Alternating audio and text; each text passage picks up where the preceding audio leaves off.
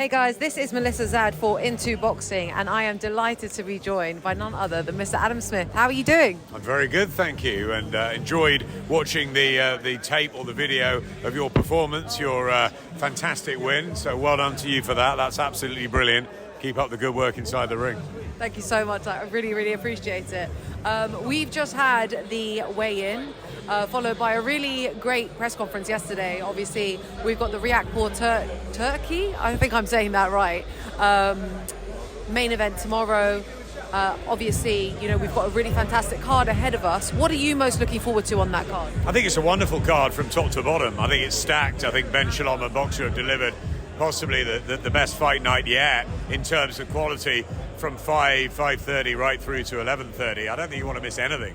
The likes of Shannon Ryan and Ebony Jones on the sort of first part, the streaming, TKV, Jamie TKV as well, and young Jimmy too. Lots of really good talent there.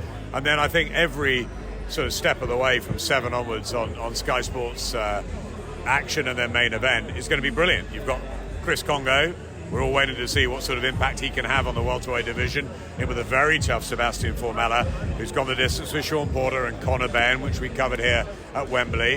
So it'll be a real statement if Chris can stop Formella, but it's going to be tough, that, I think. Then I love the English title fight between Jermaine Brown and Zach Chelli. 50-50. Jermaine Brown is really proving people wrong, and he won that English title in style, but I think he's done really well in the last sort of year and a half. And Zach Chelli's a bit of an enigma. You know, he's intense, he's got plenty of qualities, but can he put it all together to deliver a real performance? That's the test for Zach. In between, you've got Vidal Riley, who obviously everybody knows on social media for his relationship with KSI, the training and all that, but you know, he wants to be known as a fighter now, and I remember him as an amateur.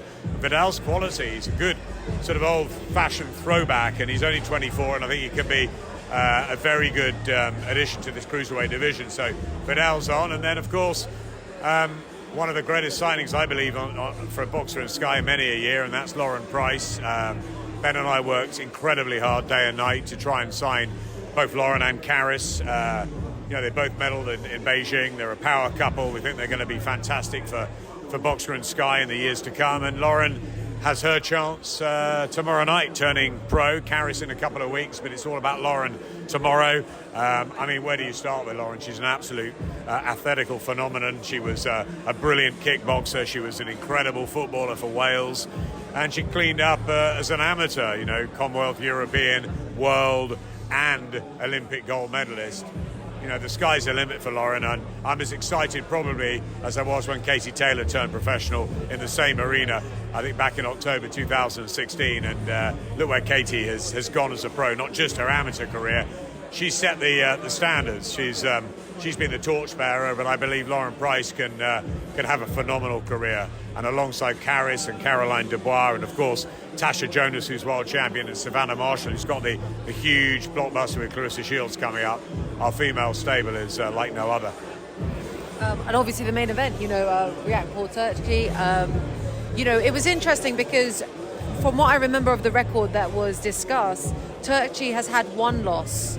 And, you know, when they were standing doing their head-to-heads, you know, he kind of quite graciously pointed at Riakporhe. What do you think the psychology is behind that? Is that just humility, or is that something else? I think it's a really good fight, first and foremost. We were going to have it a few weeks ago, but Fabio pulled out, injured, so ultimately it's come now, and I think it's come at the right time for Richard Riakporhe. I think he probably needed that fight with Dion Juma in the middle. I think maybe it might have been harder for him a few weeks ago. I think because he's got that momentum, I think he comes into this as a favourite.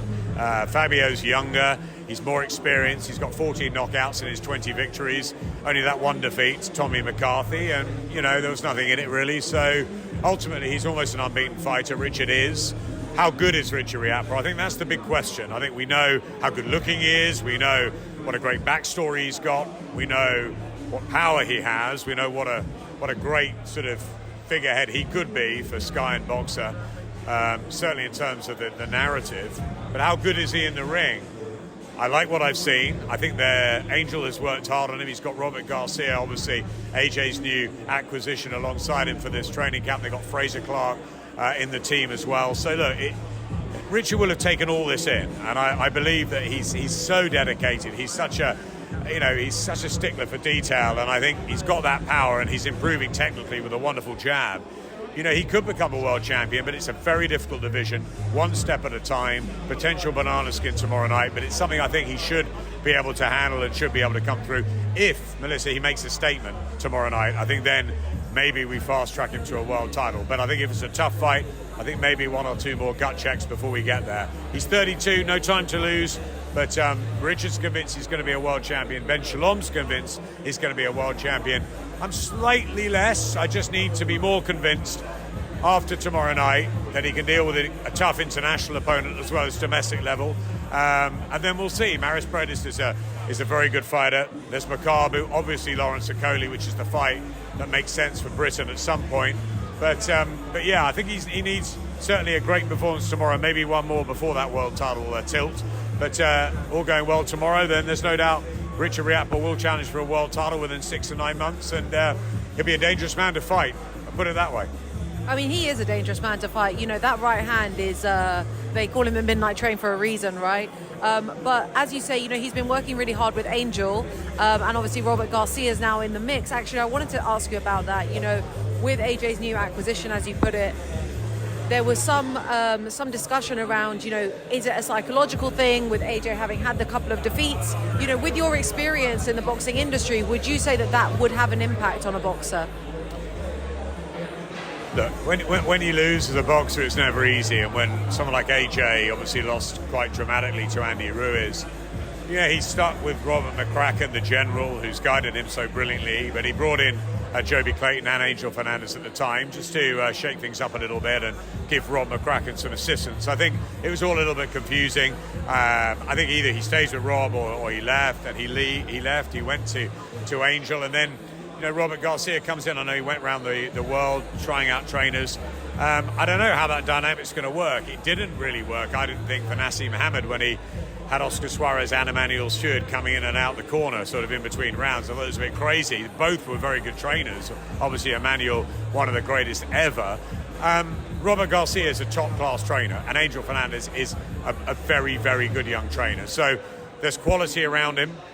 Is he going to miss Rob McCracken, AJ? Don't know.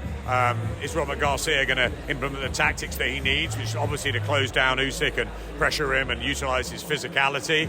And as far as Richard goes, he's just got to learn off these guys, and I think it's a good thing. I saw Robert today. It's quite funny for me because I used to commentate on him fighting, and he was a super featherweight many years ago, only a little fella. He's not quite so little now, but he's a brilliant trainer. He's a lovely guy, and look, they've got a great team up in Loughborough, and I think it can only benefit Richard, and we'll see with Anthony. Hopefully it will as well. So obviously we've just seen that the August 20th date in Saudi Arabia is almost signed off. Obviously, there is some questions about the heat in Saudi Arabia at that time to have a boxing match there. Do you know what AJ's plans are in terms of staying with Sky Sports? Look, all I know is that we don't have any news at the moment. I was always pretty confident that he would stay on Sky Sports, but obviously, he's a fighter and he has choices to make, and his management team need to sit there and ascertain what's best for him. Obviously, we want him to stay. We've had a wonderful relationship from his professional debut all the way through, some historic nights. I think we've really helped push him. I think he's helped our brand. It's been a great relationship, and whatever Anthony decides to do, and it's a question for him, we wish him well. We wish him, he's a friend of mine. He knows my family. He texted me a couple of days ago, said how are the kids, and that will always go on.